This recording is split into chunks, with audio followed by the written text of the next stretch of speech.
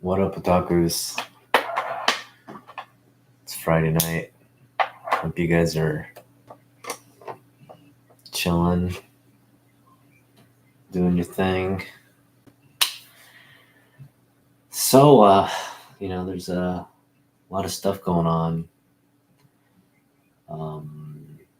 I think the biggest thing right now that everybody's just kind of forced to focus on, we're coming out of this actors strike, the SAG-AFTRA strike, and productions are getting going again. And we just got some big, reveals from the dead. I mean, they're calling them,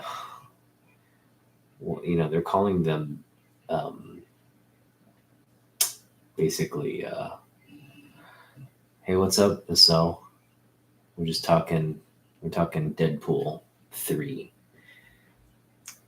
They're calling them leaks. But I don't think they're leaks. These are strategic leaks.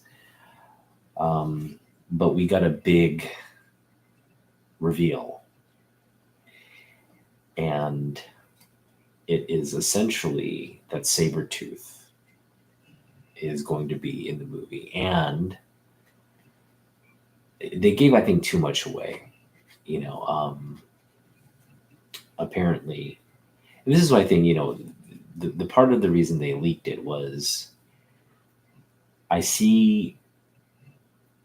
I can see the humor in it.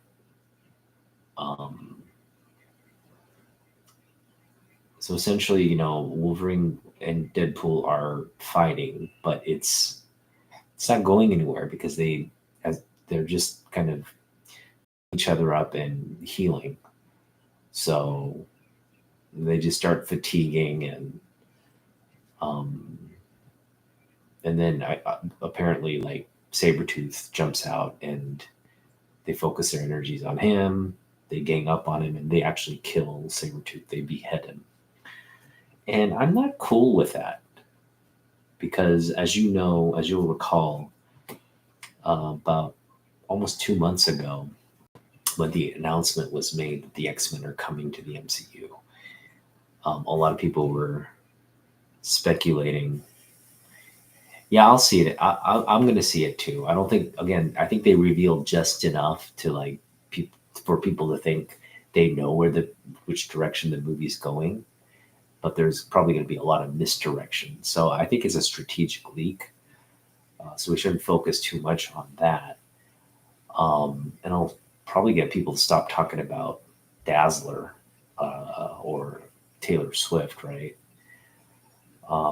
But all of that's fine and dandy. But I don't know. I think I appreciate the fact that Deadpool's humorous, but I don't want it to get to the point where they're, the way they basically killed off like X-Force characters.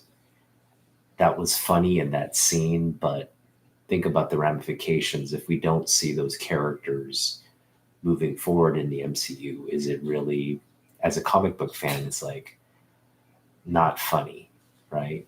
And that's kind of what they're doing here with Sabretooth, a major character. They are bringing back the Sabretooth from the Fox original X-Men, which is, wow, that was released in 2001. It's already been, over 20 years since that. So the fact that Hugh Jackman is still, playing this character and going strong after 20 years is a testament to itself. But yeah, again, 2 months ago, when all this X-Men spec was coming out, I went on record and said that I expected Sabretooth to be in the MCU. And I was excited about that. Not that I was speculating on it, because I don't spec buy. I just was picking up books, and in the the books in terms. I pick up a lot of X-Men books, and um, along that way, I picked up some key Sabretooth books, and I don't know. When I saw that leak, I part of me was like, yeah, I called it. I said, Sabretooth's coming, and we're gonna see him, but it's gonna be one of those instances like, what was it, like the Illuminati, where they make an appearance and then they get killed off, and that's the last we hear of them.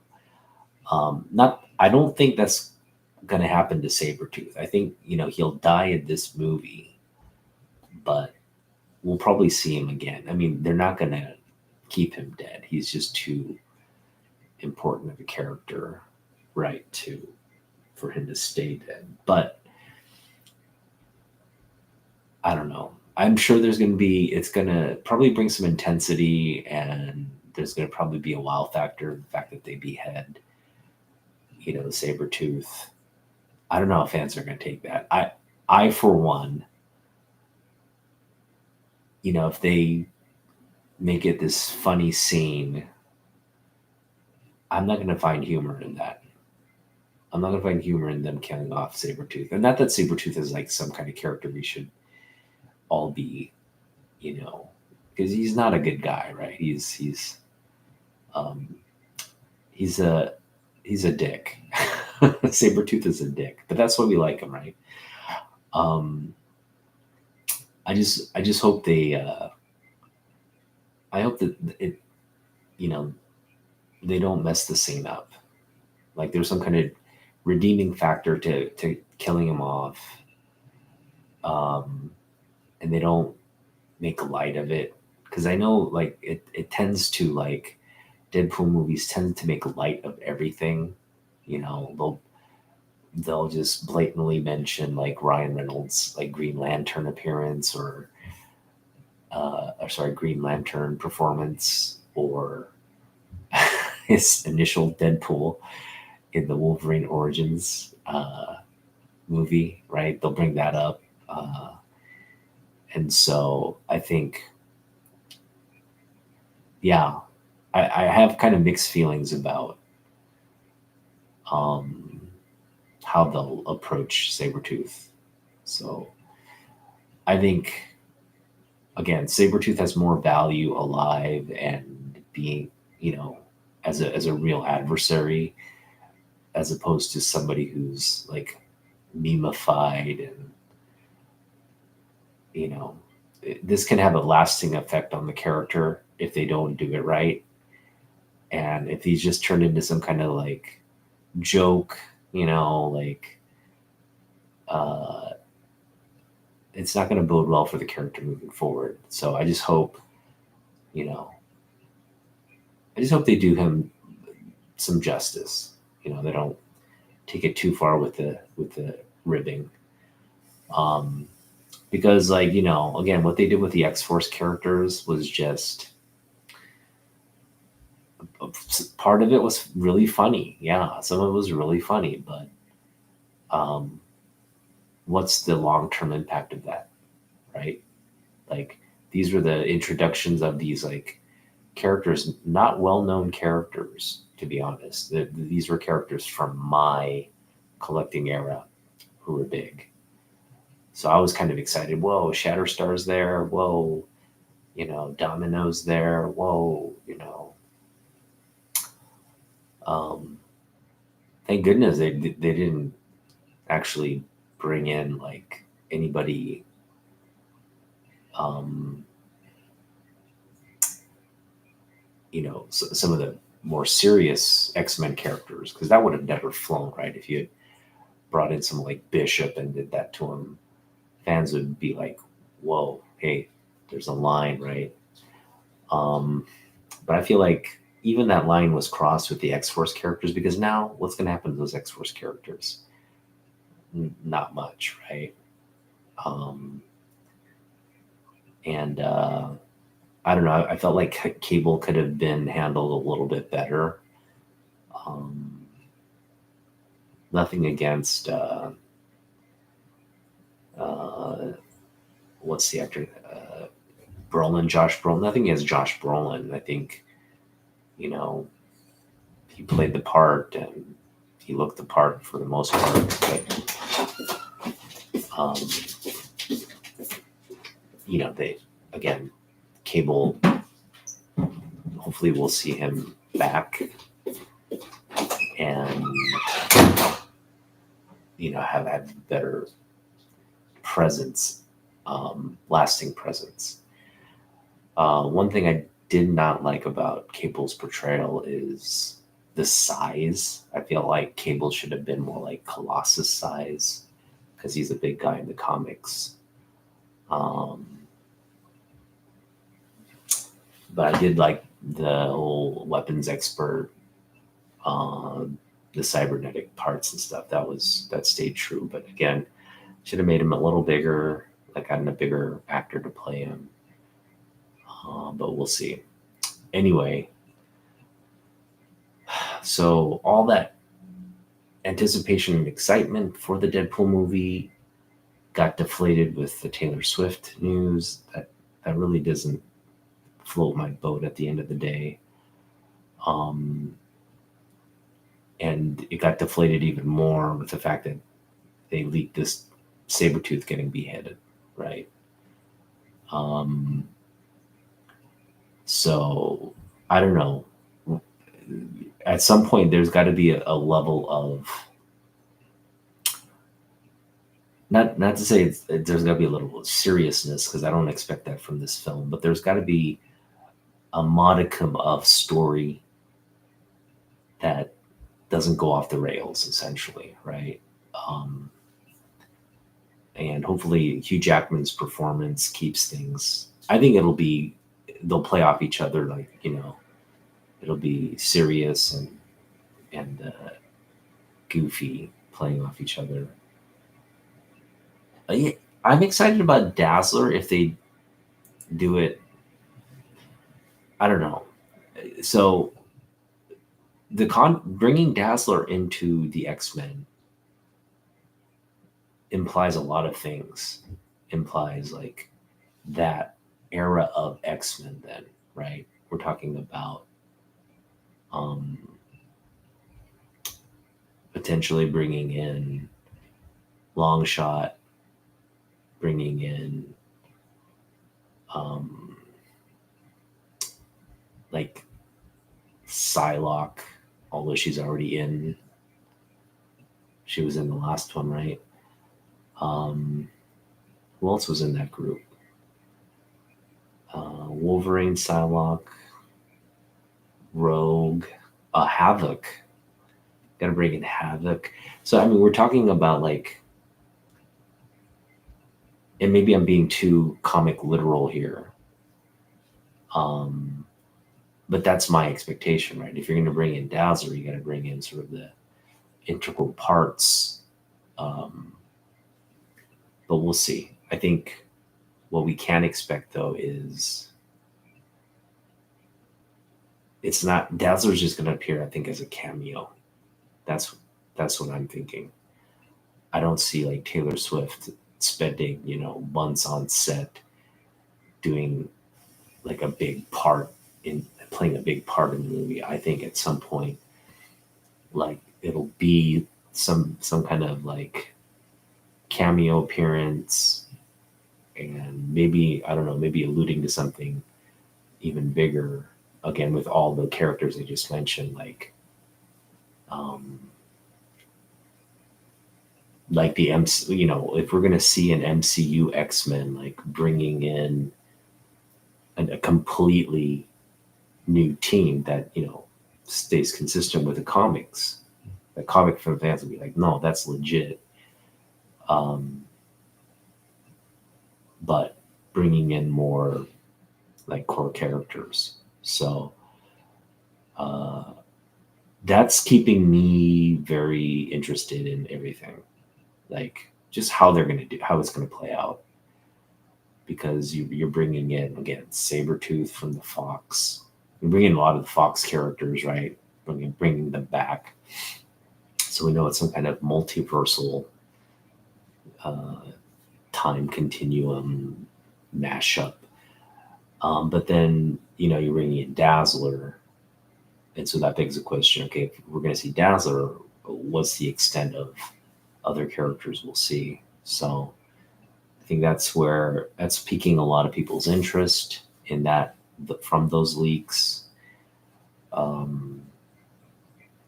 Yeah, and I think we all expected the battle between Deadpool and Wolverine to be intense. It sounds like it's going to be a pretty intense battle, but we know that they're going to eventually like stop fighting, and so it makes sense that they kind of just wreaking havoc on each other, and then at some point they just realize the futility of it and join forces. So yeah, I kind of wanted to like talk about, based on all the information that we have, what, if I were to speculate on books to get, I guess these would be some of the top spec books in my collection. Books that I would recommend you go out and get. Now, I didn't go out and get these specifically because of that. I just looked through my collection and thought, okay, I'm glad I have these now. And if I were a speculation buyer, I'd probably want to focus my efforts on these books. So yeah, obviously the first one is going to be this one, right? This one's always kind of been the spec book to buy. I think it's just getting more and more relevant as we build momentum into Deadpool 3, right? This is the thing people want to see on screen, that first battle. And we're probably going to get a version of this, some kind of version of this, where he's sticking him, lifting him up over the head. But yeah, I mean, this book has remained hot for the past year since the announcement, over a year. In fact, I was at a show in Tacoma just a couple weeks ago, and I saw a lot of buyers like looking for this specific issue. And makes sense, right? It's kind of like, I think even after the movie, this is a book that retains its value. It might drop a little bit, but it's going to retain the value. So I think it's a situation where if you can pick it up for what you think is fair value, just do it. But don't overpay. Like, don't get caught up in this like FOMO buy where you're, oh gosh, I gotta pick it up now, or I'm gonna miss my opportunity. No, I mean, you're gonna find this book here and there. I think a good price for it would be like in the $20-$30 range for for a direct, maybe a little bit more, like double of that, $40 to $60 for a newsstand. But that's kind of where I'd pick it up. I wouldn't pick it up for more than that, which it's going for now. It's going for like 30, 40 now, for direct. And we're talking like maybe fine condition, because this is a hard book to pick up.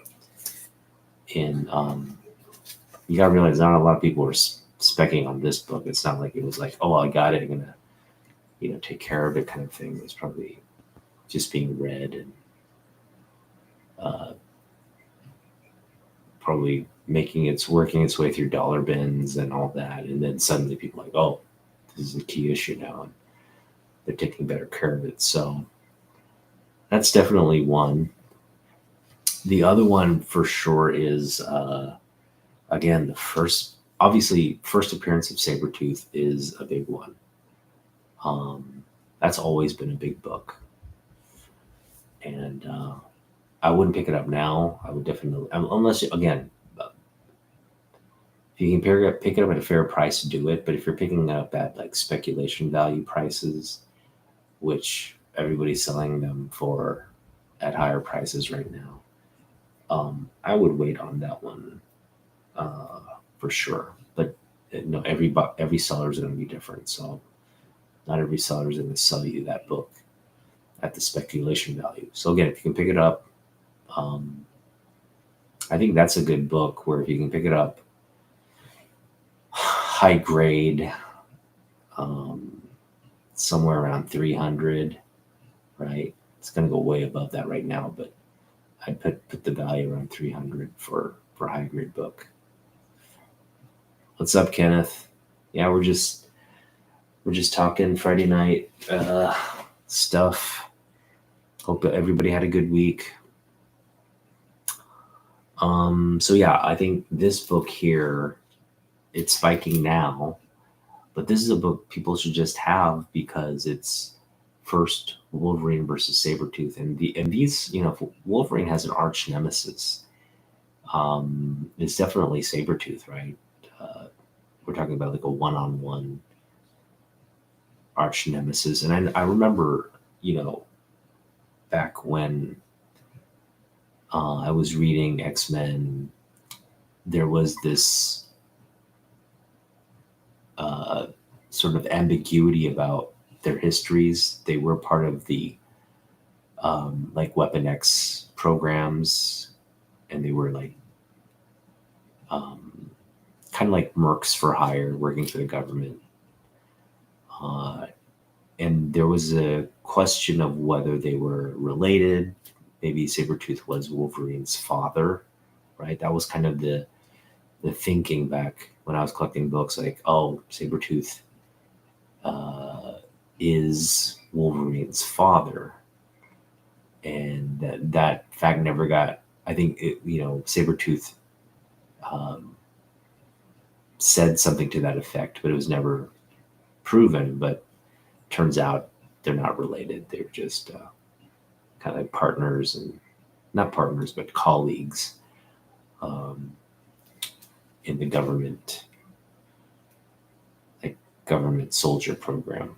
All right, so yeah, big book there. I would say the other one, if we're staying on Sabretooth Spec, now this book is a dollar bin book, which is why I think you should go get it, or you should have it in your collection. Don't pay a lot for this book, which is the first Sabretooth solo series. It's got a beautiful Mark Teixeira art. It's got this fabulous like die cut interior, like it opens into this Sabretooth. And you can get it high grade for like, again, $1. I mean, at most $3, but I wouldn't pay more than $3 for a high grade copy. But that's a nice issue, especially if you're gonna get into like collecting Sabretooth and Sabretooth related books. I think Sabretooth has so much potential as a character, which is why I'm a little disappointed with that Deadpool leak that shows Deadpool beheading him.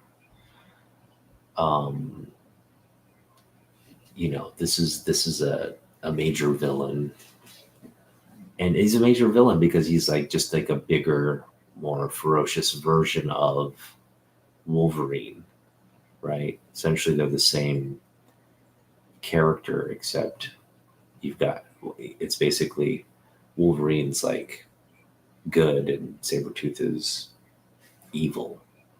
That's the only thing separating them, and the adamantium skeleton.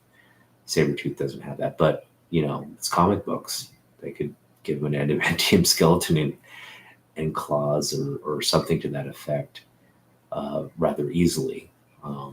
So I think that just makes him, I mean, if Wolverine's going to be a character that we, basically is one of the most popular characters in comic books, right? He's going to remain that. We're definitely going to see Sabretooth from here on out. So that's if they do Wolverine and Sabretooth, those characters, justice as they should.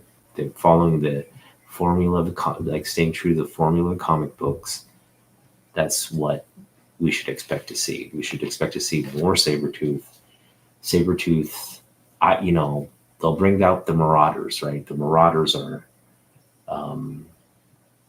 bound to show up. Like the Blob, right? Mystique, Sabretooth. Like you're going to see an evil team to counter the X-Men. It makes sense. And yeah, that includes Magneto, right? Magneto fits right nicely in with these villains. I know in the Fox X-Men we got Toad, we got Magneto, we got Sabretooth. Who else is in that one? I'm forgetting a major character from that. Anyway, yeah, I expect to see Toad as well. It was just we just need to see like a real core villain group where we can all agree that's the core of the X-Men villainry, right? And we'll have sort of the team on team battles. Bishop and Gambit. Okay, so what's up? What's up, Jay?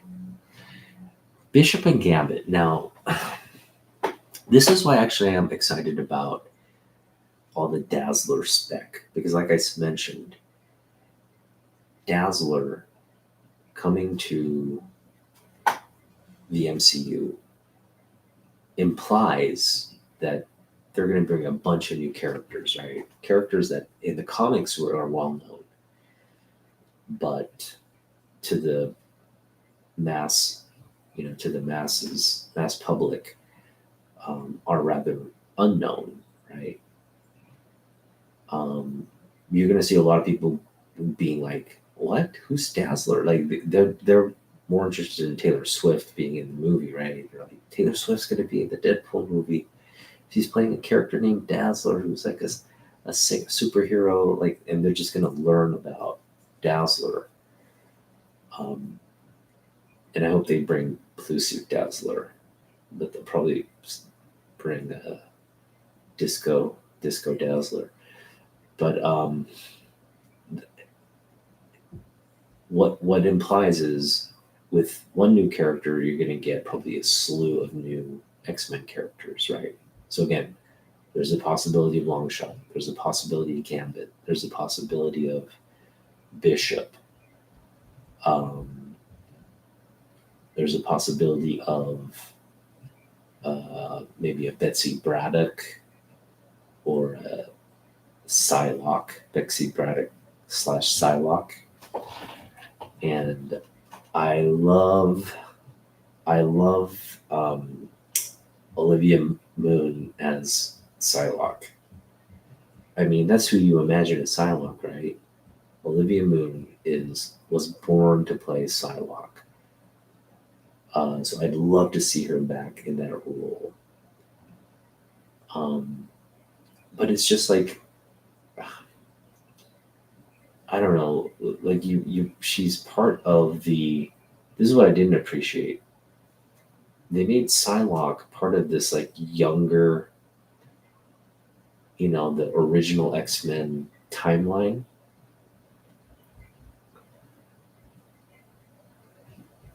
And they brought in Mr. Sinister in that original X-Men timeline without introducing like Storm, right? Without introducing um, Wolverine. They did introduce Nightcrawler, but like Colossus wasn't kind of part of that. So it was just kind of like um, discombobulated. And this is kind of what I mean. Like Marvel's just getting a little too, like they're straying away from the comic book timelines, right? They're just kind of saying, "Oh no, we'll build a story around this character and we'll bring them into this mix," when they aren't in the same timelines. You know what I mean? Like um, Wolverine, Storm, Nightcrawler, Colossus, uh, and technically Sunfire, Thunderbird, but like Banshee, right? These guys, they come in as a core team to the original team. So, we're talking about two different teams, two different timelines. You gotta stay consistent with that. You can't just bring in like Dazzler in with like Cyclops, um, or like you know Dazzler in with like the Scarlet Witch. You can't bring those two in the timelines because there's a big um, time span between when those characters are introduced. So this is what bugs me about Hollywood movies, when they gloss over details like that. And it didn't, like they've done it from day one. They kind of just, they'll put together a movie with these characters and they don't really, they'll stay somewhat true to the origin story, but not to the T. And it's those little discrepancies that at the end of the day, when they add up and add up and add up, at the end of the day, it's like, oh shoot, we got to just keep on doing it like this way, right? We got to keep on creating content that has nothing to do with the comics. Like we're basing everything off the comics, but we got to stray away from all of that when we make a movie. It just it's just stupid. And yeah, the movie timelines have a life to their own, unfortunately, and the movie timelines ultimately make their way into the comics and rewrite the comic timelines and the comic storylines and all that. So that movie effect has a profound, because if a movie's a hit, it's like stop the presses. We're gonna make the new everything. All the writers are gonna be like, hey, I'm gonna base this off the movie, what happened in the movie, and we're gonna continue on with that. And we get these like distorted, just sort of like volumes of like um, teams. Now that all the characters are well established, you kind of just recycle things and mismatch characters. Oh yeah, we'll take Scarlet Witch and we'll put her with, you know, um, we'll put her with the Brood, and we'll put her with, you Madeline Pryor, right? The Goblin Queen. We'll put all these characters, mash them together, and it'll work.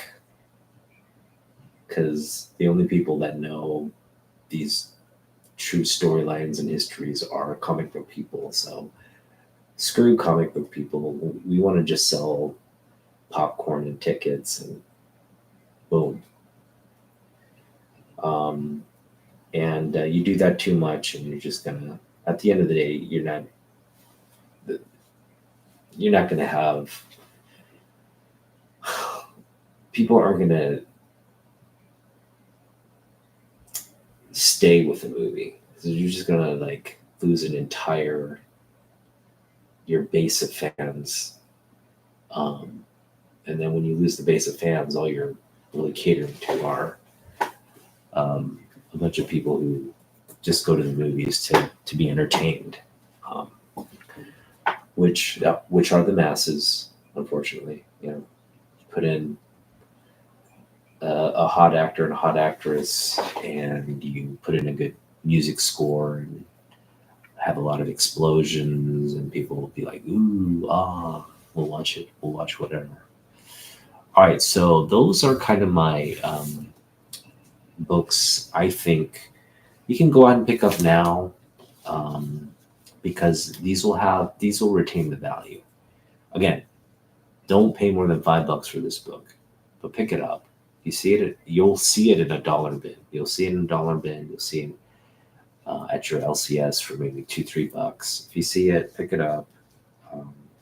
If you can pick it up for a quarter, or 50 cents, like I did, do that. This one's going to be a little bit of a harder find.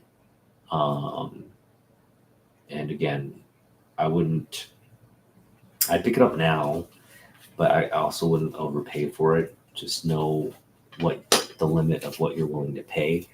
I think I picked this one up for, yeah, I got a steal on this one. I think I picked this one up for I want to say $3. I think I picked this one up for $3. Absolute steal on that one. All right. I guess I'll reveal, I did pick up one book this week. I was at Half Price Books and I saw this in there. At first, I didn't pick it up. I was just like, can do without it. And then I realized, you know what? It's a key first issue. It's good artwork. It's artwork I actually like. It's Frank Cho artwork. So I figured, you know what? Those are two criteria that make it a worthwhile book. Plus, for $2, when it's a $20 book, is kind of like the calculus I like to do pickups. So we picked up Ms. Marvel #1. Great Frank Cho cover there. Yeah, this Marvel looking nice, looking very nice. It's a great cover. It's got the American flag there. So yeah, key book, picked it up for $2. That was that. Now, recently on social media, I posed the question out there to all of you. So let me backtrack. I am waiting for Jim Lee to come to this region. And I think it will be this year. This is the reason I think Jim Lee is going to come to Seattle, to come to Emerald City this year. One, Jim Lee's been doing a lot of Comic-Cons this past year. He's been very busy. He participated in the CGC signing. He was at New York Comic-Con. He's at San Diego. That's his home base. But he was in, I think, Baltimore. Correct me if I'm wrong. I think he was in Orlando too, MegaCon, and he did a bunch of smaller shows, and he's been doing like these sort of social media drop-ins on local comic shops even. So it's my impression is that now that he's the head of DC, he's building the DC brand ahead of sort of this new reset on DC movies. And so, obviously he makes money on these kinds of tours as well with the signings and everything. But I think he's approaching it with like this exec hat on, promoting DC, promoting his position there. So I think we'll see more of that in the coming year, which means he has to hit all the major Comic Cons. And so that leads me to believe he's going to come here in Seattle this coming year. And when he does, I think he's going to keep the similar format he did from last time, which is like he signs 3 books, $50 a pop, for that package. And so that got me to thinking, okay, there's so many books I want to get signed by Jim Lee. It's almost an impossibility to narrow it down to 3 books. I was thinking like I might even have to do 2 packages to get 6 books signed, because we have 6 books we want to get signed. But of course, my wife would not be happy with spending all that. So we're gonna keep it to 3 books, maybe 4, maybe sneak in an extra book there if we can. I mean, we'll see. I mean, I'm sure if I snuck in a book, Jim wouldn't get terribly upset about it. But that's kind of I know it's a shitty thing to do, but if I'm gonna wait to be the last person at the signing, right? I'm gonna sit back and do the signing. I'm gonna be one of the last people. That's what I did last time, because I wanted the time with him. I actually put myself in back of the line just so I didn't have this rush. He could just take his time doing it, and which is it. We had like a nice conversation, a nice photo, nobody in the background. We didn't feel rushed.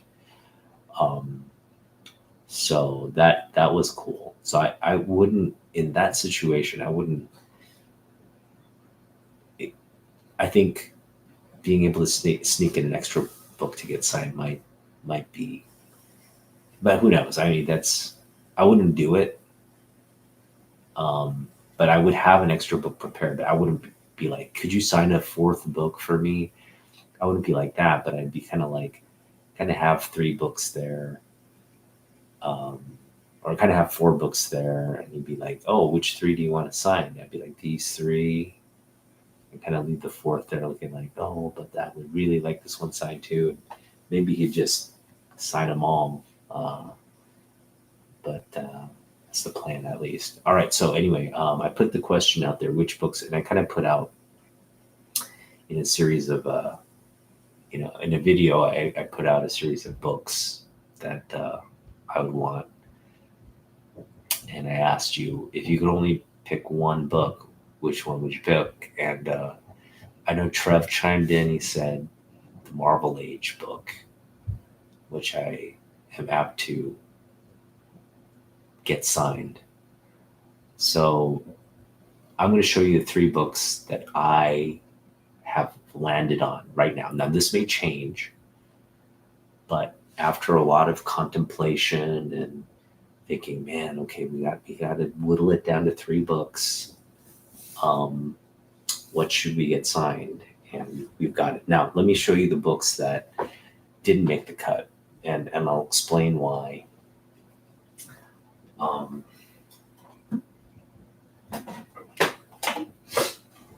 So, for example, I mean, this is going a little kind of, in a perfect world, if I could get everything signed by Jim Lee, I would even get a book like this signed. Jim Lee had nothing to do with this book, but it's a DC book, and to have Jim Lee's signature on this, in the long run, Jim Lee, president of DC Comics, for me, that, like, no one would have this book, right? No one had this book signed by Jim Lee. But for me, it'd be like, yes, I got Jim Lee's signature on a Neil Adams book. So that's kind of my thinking, right? It's kind of like, I'm kind of like in that zone where I'm trying to get Jim's signature on random DC books. This is another one. I'd love to get Jim Lee signature, like Jim Lee, president of DC Comics. I'd love to get a signature on this book, for obvious reasons, right? But we're not going to do that. Another thing I'd love is this is my signed copy, Chris Claremont signed copy of X-Men 133. I think if you obviously want Jim Lee and Chris Claremont, both their signatures on a X-Men book. Obviously, you'd want it on the book they worked on together, X-Men 1. But I think even in this instance, having Jim Lee's signature would be really, really cool, right? Because of the character and everything. So, but this one, it just doesn't I think it would be cool, but if we're prioritizing everything, not having his signature on this makes sense as well. What's up, Let's Crucis? Thanks for joining in. All right, so there are other books I would want to have signed. Here's another great example. This is Michael Turner. This is a book that Jim Lee did the interiors on. So having the Turner, Jim Lee, we were really seriously contemplating getting Jim's signature, and we still want it. I just need to prioritize, right? What books do I want to get signed first? This would be awesome to have Jim's signature on. And to have Turner Lee's signature on it. But I think there's time for this, so we're not going to prioritize it right now. But that would be great. And then again, president of DC Comics. It's a DC book. So let me show you also. Oh, this is another one, man. This one, also in that same vein. I think we have time on this. If Jim, again, assuming Jim comes to Emerald City in March, we need to pick 3 books. And part of me wants for him to sign this book, but part of me also wants this to be slabbed when he signs it. So rather than do the 3 books, because I'm doing in this set of 3 books, I'm not planning to get it slabbed, any of them slabbed. So I think at the next CGC signing, it makes sense to send in this book. And it's going to be $120 or whatever, but we'll do it that way. Just pay the fee, the exorbitant fee, and get this slabbed with a signature. And I'm going to add a request to this, have him sign it and write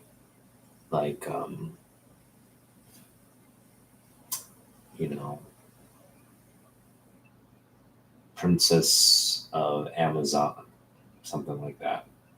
I don't know, Wonder Woman should have a nickname, right? What's her nickname? Princess Diana or something like that? That'd be cool, yeah, Princess Diana.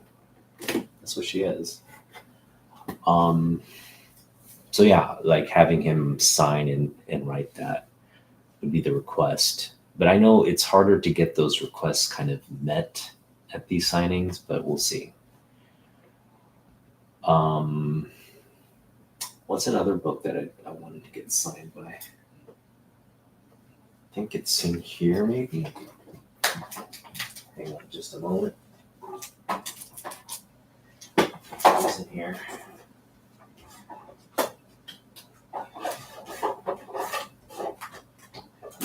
I don't see it readily available, but I had a Neil Adams Action Comics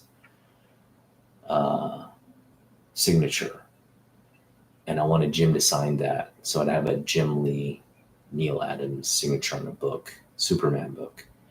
That one also signed Jim Lee, president of DC Comics. So these are sort of the runner-ups to like what we want to get signed, and they're all great books, and they're all books we want to get signed eventually. But I had to land on 3. Here's another one we will eventually get signed someday. This one here, Alex Ross, Jim Lee. It's a rare. It's rare. It's rare because it's a Jim Lee sketch, but it's inked and colored by Alex Ross. So you get that Alex Ross finish. Very different from the Scott Williams and Alex Sinclair, content or creation. When they work together, we get a very distinct comic book-esque style. But when it's Jim Lee and Alex Ross, you get that Alex Ross effect multiplied, and it's just incredible. It's really incredible. So yeah, I mean, just having that, this would be like, I don't know too many people would have this book signed by both artists, but that's kind of the way my calculus, the way I think. All right, because I do like Alex Ross. He's definitely in my top 20 top artists. Okay, another book for future signings would be this one. This one's spiking because of all the X-Men hype, which I'm glad to see, but just got this fabulous cover there with sidewalk there. Beautiful. All right, so those are all books we want to get signed eventually, but we just, there's got to be a queue. We just can't get everything signed, so we got to do it little by little. And so here are the 3 books that I'm targeting for the signature. If he comes to Seattle this spring. Okay, so here's the first book, and you're gonna love this because I put a lot of thought into why these books for me are sort of top of mind. All right, so we've got my copy of Wolverine 27, and Na Man Young has this book signed in black right here at the bottom, and it looks incredible. So when I saw that signature, I was like, yeah, I got to get that book signed too. So we're going to do the exact same thing. We're going to do Jim Lee here. I'm going to try to request the 90 signature. Again, being last in the line and requesting that might make it easier to request that, because it does take like a microsecond, fraction of a second longer to do a 90 signature. He's literally going to lift the pen up and write the Lee out. So it's a little bit of a longer signature, and he might not have the muscle memory for that. I'm sure he does. I'm sure that's, doing his 90s signature is not a big lift for him, but we'd want a 90s signature on this. But if we get his regular signature, that's cool too. But yeah, I see, 90 signed copy. A lot of people are showing off because the Jim Lee books are coming back now, right? And a lot of people got this one signed, and for good reason, right? This is probably one of his, if you're to rank iconic covers, this is definitely in the top 5 of his most well-known iconic images. And again, I think you could make the argument like Wolverine is one of his like legacy characters. even though he's not doing much Wolverine now, but I mean, man, back during Marvel, that was his bread and butter, right? He's just Wolverine from Punisher through the end. He was just doing Wolverine all the time, and some of the best, right? This comic is incredible. I feel you, Jay. So yeah, this is a no-brainer. We're gonna get this signed and just be done with it. Because I've just been like, man, I gotta get this signed. I gotta get this signed, and I didn't for the past 2 years. I did not do the CDC signings, even though I wanted to. It was just a budgetary thing. Again, if he comes to Emerald City Comic Con and the chance to meet him and get these signed without having to slab them or anything, I will do that because I don't need this slabbed. I just need it signed and in my collection. So we'll do that all day long. All day long. Okay. The next book is right here.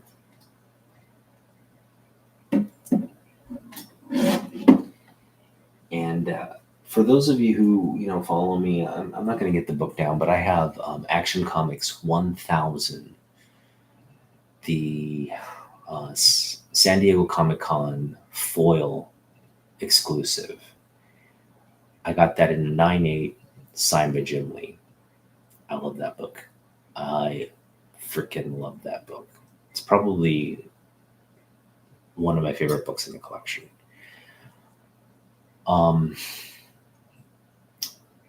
Now that one, he's already signed, and that one's just kind of like slabbed. It's never getting cracked or anything. There don't need to be any additional signatures to that book. That's just a standalone legacy book for Jim Lee. Historic book for Jim Lee. And he did the A cover on that, so he's immortalized in DC history. You've got Action 1, you've got potentially Action 500, which is Ross Andrew, another amazing legendary artist. But I don't know if Action 500 is necessarily a key book in terms of the milestone. For me, it is a milestone. It's a milestone book. But Action 1000 is definitely a milestone. Not too many books get to 1000 in terms of legacy count, right? So that's a big book. The other big book in the DC, history is Detective Comics 1000. And guess who they got to do the DC Detective Comics 1000? My man Jim Lee. Now, in anticipation of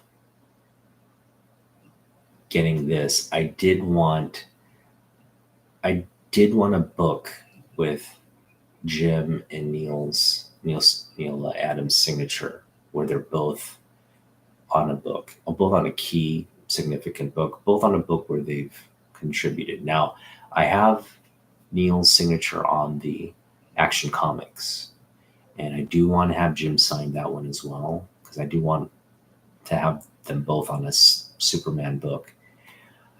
But before we get there, I figured we'd do Detective Comics. So this is a copy signed by Neil Adams, Alex Maleev, and Peter Tomasi. It's a triple signed book there. Okay, you see Neil's right at the bottom. Boom. So this is one we'd want Jim to sign. Jim Lee, president of DC Comics. We'd have Jim and Neil's signature on the same book, on the historic key milestone book.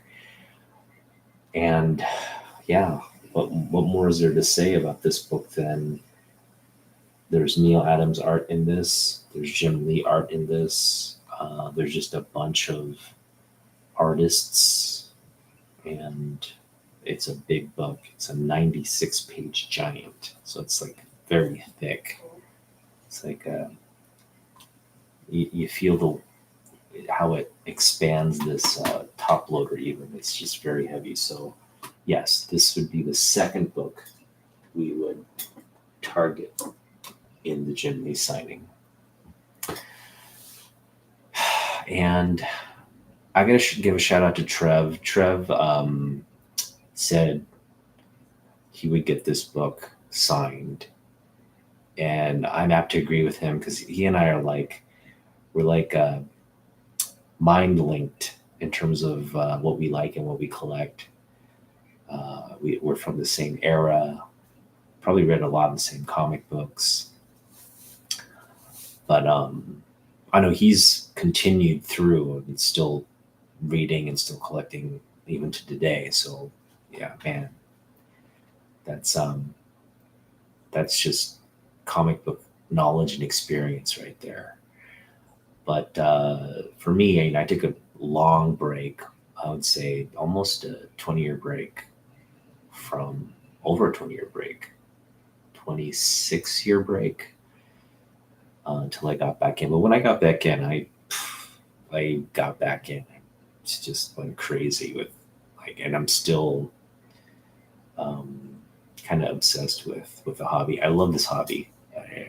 As an adult, it's as fun as when I was doing it as a kid. Um, but yeah, he kind of said I'd get this book signed, and I was like, yeah, you're right.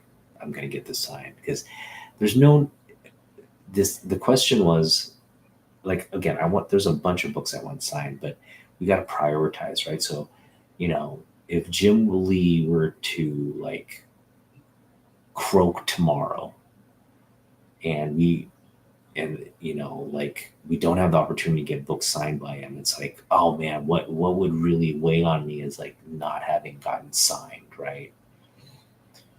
And so for me, I thought, well, we got to just prioritize the covers and the books he's actually worked on before we prioritize like getting books with like on other signature books.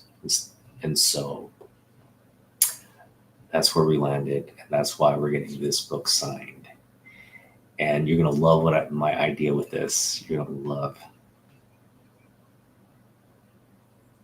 Yeah, I see. Um, I The only reason I'm not getting into collecting the new stuff now is because really due to budgetary reasons. Modern books are expensive. You're talking like $4.99 to $6.99. It's $5 to $7 for a book. Um, I mean, they were like $1.50. They were 75 cents to $1.50 when I was collecting. They actually got up to like two bucks when I got out. They were like around the 195 mark, right around there. But when I called it quits, so I mean they were getting expensive, but now it's like I guess it's to be expected with inflation. But I mean, last time I checked, the cost of paper and printing technology got more efficient. So I don't see. Anyway, it is what it is. Uh, People are paying $7 for a comic book, so that's fine. I'm not going to critique that, but it's just not within my budget. All right. So this book, I think, yeah, this is my clean book. Now it's like a VF copy, but this is definitely. So when I tell you what I'm going to do with this book, you're going to be like, you're going to get it. You're going to get it. So we have Marvel Age 104. Okay. And we've got Babyface Jim here. Just a few years out of college. His first professional job in comic books. And he's drawn this amazing cover where he's he's the first cover appearance of Jim Lee as well. Big significant book. But you have this amazing Psylocke being introduced to the comic book community for everyone to celebrate. Yay! I don't know too many people who hate on Psylocke. Um, I mean, I would imagine there are people out there who don't like the character, but and again, I I wouldn't know why. I mean, I would have I could imagine I could see the arguments for against the character, but I don't really get it. Um, for me, yeah, this is just like the book. And when Trev said this is what he gets signed, I was just like, his reinforcement made me realize, yeah, okay, let's not get sidetracked. Let's not overthink this. Like these are books we need to get signed pronto so we can have them in the collection. And then we'll work our way down. We'll work our way down to get other things signed. Um, I do want to get as many books signed as possible. But again, assuming Jim Lee comes here and we can only get 3 books signed, we're getting the Detective Comics 1000, we're getting this book, and we're getting this book signed. So what are we going to do with this book? I'm going to have him sign somewhere, somewhere around here, I guess, would be ideal. Maybe even in this white portion here. But I'm going to have him sign Jim Lee, President of DC Comics, on a Marvel Age book. And the irony is what's going to make this book super freaking awesome, right? You got a guy here who just started from the bottom. Literally, it's the Drake song, right? Started from the bottom, now we're here. Um, it's basically this like um, overworked artist at Marvel, like fledgling artist at Marvel, one of the most talented. To build up his talent, become sort of the backbone of Marvel at the time. Uh, but he's communicating like he and his other colleagues, Scott, right? They're yeah, they're busy doing books, right? They're living at the studio, living at the artist studio at Marvel, and chained to their desks, drawing covers all day long, drawing comic book pages all day long. So this to me is like just a fun cover, but to have again Jim Lee, president of DC Comics, what you'd see the transition, you'd see the history, my collecting history, boom, in just one. I mean, this book would say it all. Like if people were to, if people were to ask me, hey, what book would define you as a collector? I just pull this out and be like, boom. Although I'd want a Superman book. I probably want a Superman book, but I mean, this says a lot. So that's going to be a fun book when we get signed. And I know Jim Lee's going to crack a smile when I ask him. When I pull this book, I'm going to have, I'm probably have him sign this first just to get that smile, get him cracking and getting him in good mood. Be like, hey, Jim, please sign this. Jim Lee, president of DC Comics. He's going to be like, yes. You might even do the DC logo there so we can have Marvel DC, one of those like crossover books. And feel free to swipe that idea if you're going to go to Jim Lee's signing and you have don't know what to take with you. Feel free to be the first if you get him to sign a book. All right, so having covered all that, I thought it would be a little masochistic to cover the books that we'd want to get signed were some of the legends that we lost still with us. And so I'm going to dig in and pull out a couple more books. Actually, I guess we'll do that later. So let's start with, the legend George Perez. one thing I think a lot about as I got back into collecting was, what if I had gotten back into collecting just even a few years earlier, like, like 2016, right?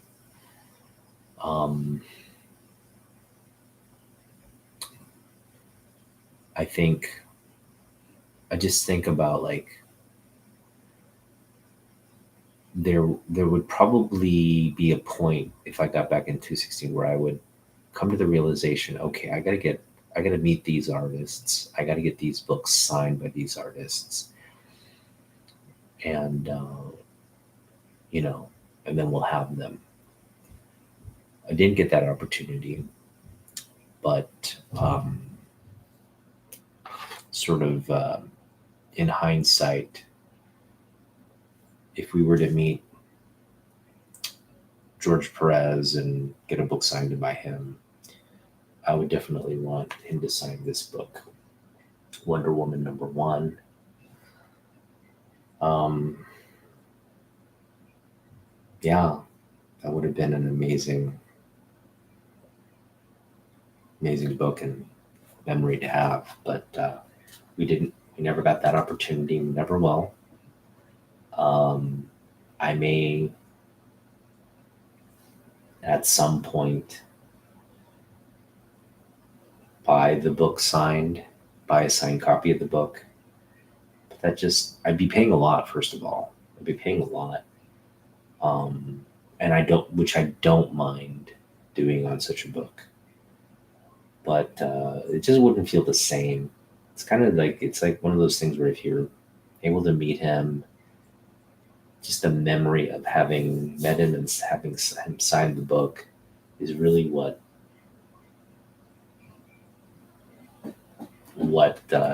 having the book in the possession means, right?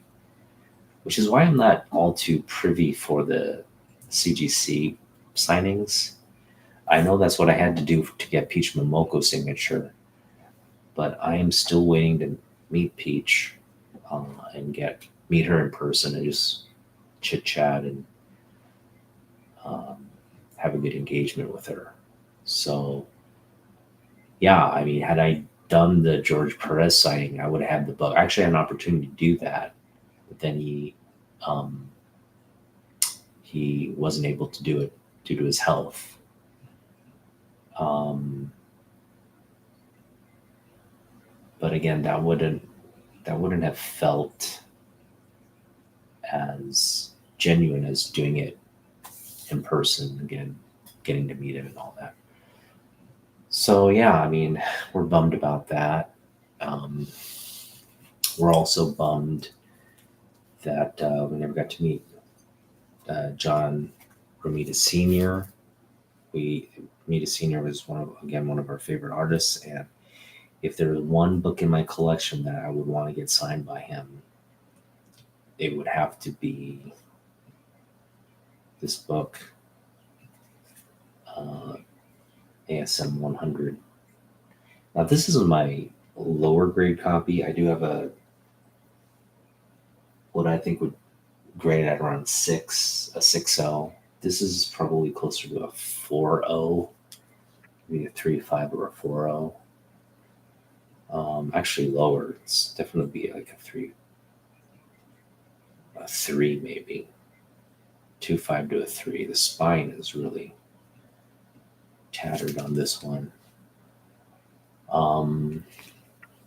But yeah, I mean, I'd want his signature on this. And at that point, I think I would get my better copy signed, obviously, if we were meeting him. But even if his signature were on a beat up book like this, it would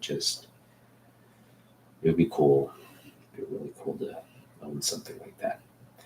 And this is another book that it's out there. That's signed copies that are out there. Just signed copies of Romita books are out there. So I think at some point I will want to, maybe not this book in particular, but get a Romita Spider-Man book into the collection at some point, and we'll pay whatever we think is fair for it, but it would require a good amount of money, you know. And the last one, Neil Adams. I was thinking, like, man, of all the great Neil Adams books in my collection, it's grown. My Neil Adams collection is steadily growing. We're always on the lookout to pick up both Jim Lee and Neil Adams. Those are sort of our primary foci. But I definitely, of all the things,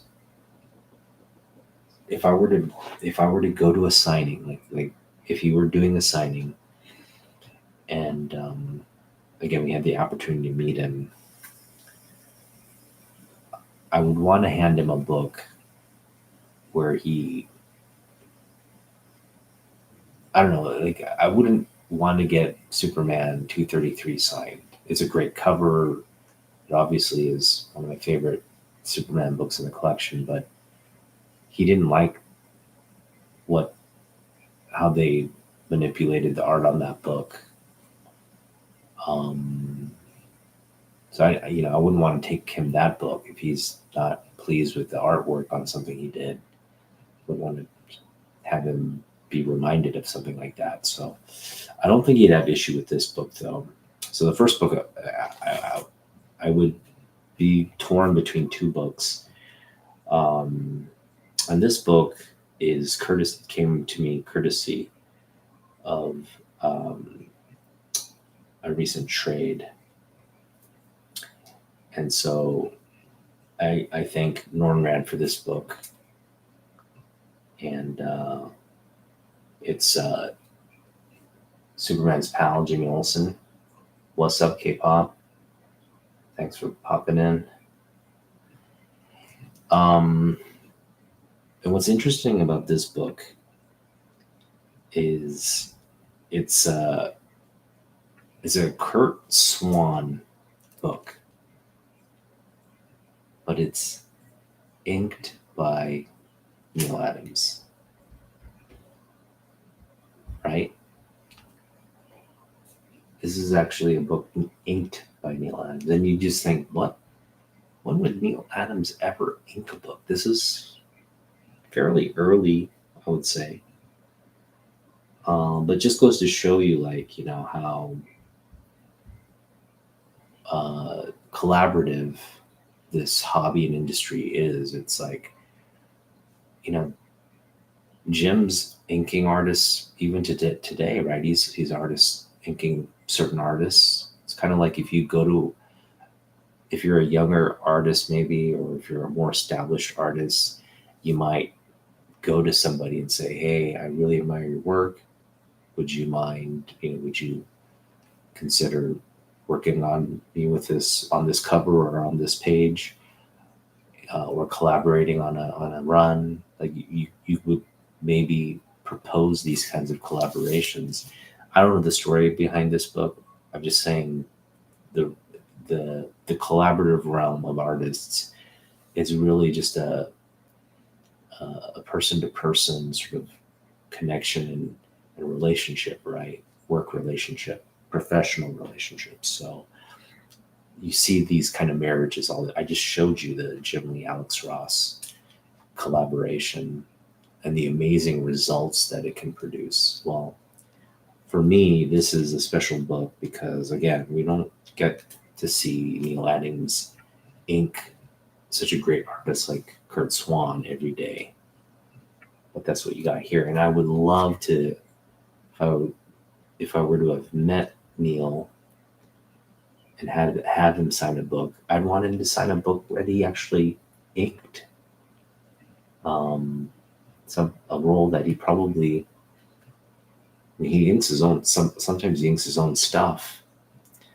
But, I'm sure he'd have a memory of collaborating with the legendary Kurt Swan on this. And so that's kind of like a book I would do. And obviously this is a no-brainer, but this is probably my favorite cover by Neil. And that's Action 419, yeah, 419. Just an iconic cover there. So yeah, just a little kind of bittersweet to think about. Obviously, what's weird about comic books is you can time travel and create a new reality and relive events. If we could only do that in real life, I would definitely prioritize these books to meet those artists and get signed. So anyway, that's it for me this week. Thanks for hanging out, guys. Happy holidays. I am going to probably put out a couple more videos before the year end. I'm definitely working on the top whatever pickups of 2023 and kind of show you what I'm focused on in 2024 in terms of pickups. I always find it helpful to have a list, right? Kind of have a list. So when money comes in, or if you have money, you literally have an outline of what to do with that money. I know everybody has a mental list of what they want, and it's always kind of fluctuating, but it's good to kind of write it down. Even though the thing is, I had a list this summer. I wrote like all the comics I wanted to pick up, and we only picked up, I think, not even half of what I had, maybe half of what I had on the list, but half of the stuff on that list, I didn't run into, and two, we kind of just got into this mode where we were just picking up stuff we wanted, the stuff we ran into and wanted. So, but yeah, I think the main reason was we were trying to find it at a certain price, and we lost a little bit of focus there. But anyway, the exercise of having a list, writing it down, having it as a reminder is something I need to definitely do. I get so distracted. It's not even distraction. It's kind of like it just, you kind of forget about it, right? Like I will literally like remind myself to not forget my car keys when I head out the door in the morning, right? I'll remind myself and I'll still do it. It's just one of those weird old person kind of things. I'm turning 50 next year, so it's one of those old person kind of things it comes with age. Just that you have that to look forward to when you age, your mental faculties. That's why I had the list. Okay, so just remind myself, like a shopping list, like, hey, gotta pick this up. Don't forget it. All right. So that does it for me. I'm just gonna end with my most recent pickup here. Some Frank Cho goodness, Miss Marvel booty for you. And we'll see you in the next one. All right. Well, peace out, guys. I'll talk out. How do I get out of here? There we go. See ya.